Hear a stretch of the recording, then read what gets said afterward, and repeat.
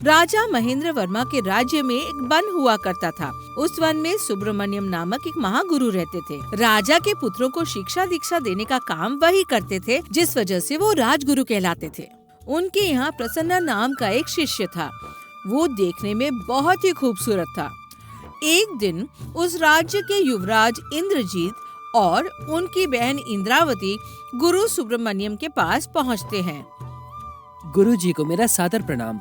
मेरे पिताजी का आदेश है कि मैं आपसे शिक्षा ग्रहण करूं और इसीलिए उन्होंने मुझे भेजा है। आइए युवराज, महाराज ने ये बात मुझे पहले ही बता दी थी, इसलिए कल से मैं आपको शिक्षा दूंगा। जानकर प्रसन्नता हुई गुरुजी। ऐसा है तो मैं कल सुबह ही आपके पास आता हूँ। ऐसा कहकर युवराज अपने गुरु से अनुमति लेकर अपनी बहन को लेकर वहाँ से आगे बढ़ते हैं। लेकिन प्रसन्ना को देखते ही इंद्रावती उसकी सुंदरता से मोहित हो जाती है और उसे एकटक देखने लगती है। इंद्रावती चलो भी। इस तरह इंद्रजीत अपनी छोटी बहन को पुकारता है, लेकिन इंद्रावती पता नहीं कौन से सपनों में खोई रहती है। बिना आंखें झपकाए इंद्रावती को अपनी ओर देखते हुए प्रसन्ना को भी उससे प्यार हो जाता है। फिर अगले दिन इंद्रजीत, इंद्रावती और इंद्रावती की सखी प्रमिला सब लोग गुरुकुल पहुंचते हैं, जहां प्रमिला की मुलाकात प्रसन्ना से होती है। प्रमिला एक फूल का गुलदस्ता लेकर प्रसन्ना के पास पहुंचती है और कहती है कि ये गुलदस्ता हमारी राजकुमारी इंद्रावती ने अपने हाथों से बनाया है और उन्होंने कहा है कि मैं ये आपको दे दूं, लेकिन ध्यान रहे किसी को पता न चले। ऐसा कहकर वो गुलदस्ता प्रसन्ना के हाथ में थमा देती है। प्रसन्ना फूलों का गुलदस्ता लेकर इंद्रावती के प्यार में खो जाता है और फिर प्रमिला से कहता है, आपकी राजकुमारी ने जो मेरे लिए उपहार भेजा है वो मुझे बहुत पसंद आया है। इसके लिए तो मैं अपनी जान भी दे दूं वो भी कम होगा। ये बात उनसे जाकर कह दीजिएगा। प्रसन्ना की कही बात सुनकर प्रमिला इंद्रावती को जाकर सब कुछ बताती है। उस दिन से दोनों का प्यार परवान चढ़ने लगता है। इंद्रावती जब भी गुरुकुल में आती तब इंद्रावती और प्रसन्ना खूब बातें किया करते। कुछ दिन ऐसे ही गुजरने के बाद इंद्रावती जो शिक्षा ग्रहण करने आई थी वो पूरी हो जाती है। फिर गुरुकुल के आखिरी दिन इंद्रावती प्रसन्ना से अकेले में मिलकर ऐसा कहती है, प्रसन्ना, आज मेरी शिक्षा पूरी होने वाली है। लगता है आज के बाद हम इस तरह नहीं मिल पाएंगे। मैं जल्द ही अपने माँ पिताजी से बात करती हूँ और उसके बाद हम दोनों शादी करके खुशी से जिएंगे। राजकुमारी, इतना आगे तक का तो मैंने सोचा ही नहीं था। तुम्हें देखते ही प्यार कर बैठा। अब शादी की बात सोचकर मुझे डर लग रहा है। किस बात का डर प्रसन्ना? मैं पिताजी से बात करके उनको राजी कर लूंगी। वो बात नहीं है राजकुमारी। तुम्हारे राज्य का मैं एक साधारण आदमी हूँ और तुम यहाँ की राजकुमारी। हमारी शादी के लिए वो कभी राजी नहीं होंगे। क्यों राजी नहीं होंगे? तुम फिक्र मत करो, मैं किसी भी तरह से अपने पिताजी को मना लूंगी। उसके बाद हम दोनों शादी कर लेंगे। ठीक है।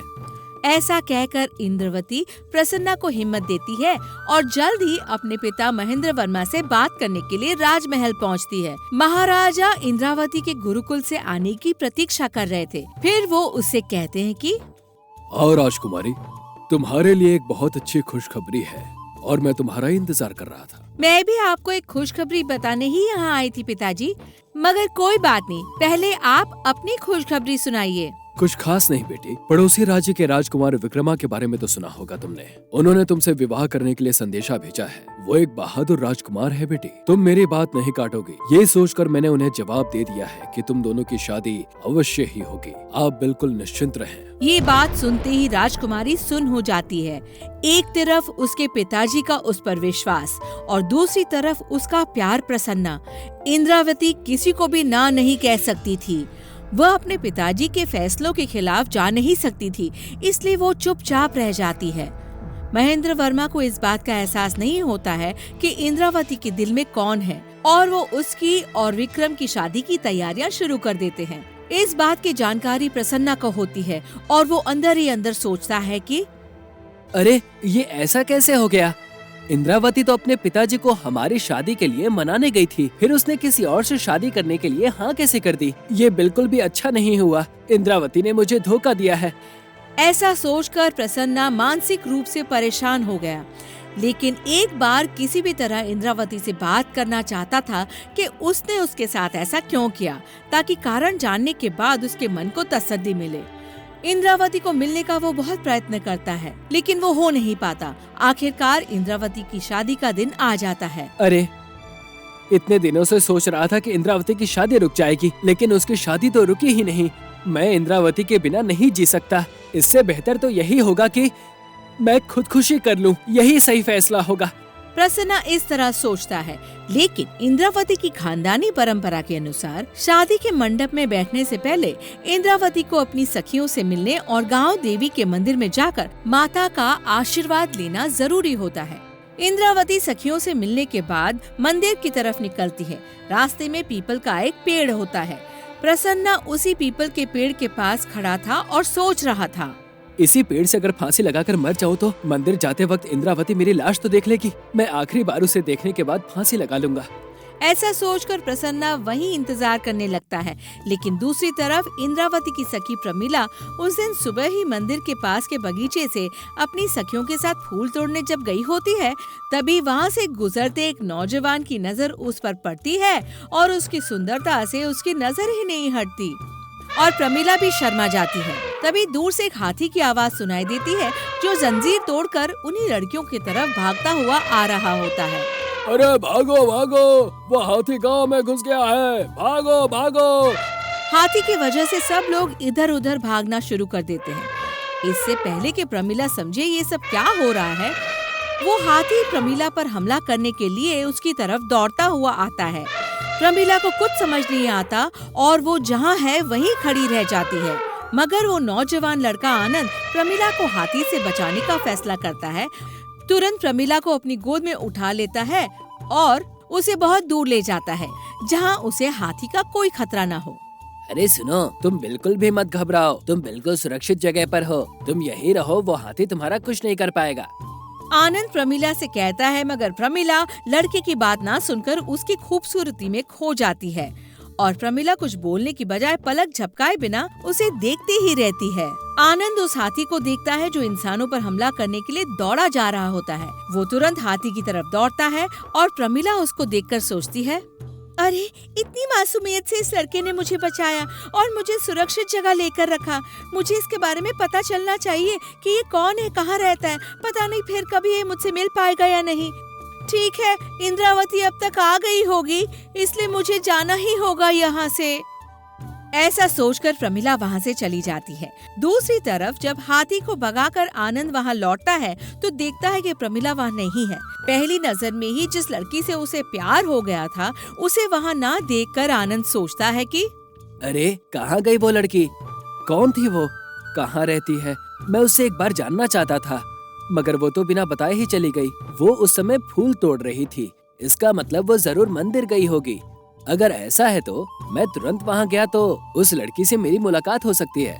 एक बार किसी भी तरह प्रमिला से मुलाकात हो जाए, ऐसा सोचने वाला आनंद वहाँ से निकलकर मंदिर की तरफ बढ़ता है, जहाँ रास्ते में पीपल के पेड़ के पास उदास बैठे प्रसन्ना पर उसकी नजर पड़ती है। प्रसन्ना को देखकर वो पूछता है कि ए भाई, तुमसे ही पूछ रहा हूँ, इस तरफ फूल ले जाते किसी लड़की को देखा क्या तुमने? जरा बताओ मुझे।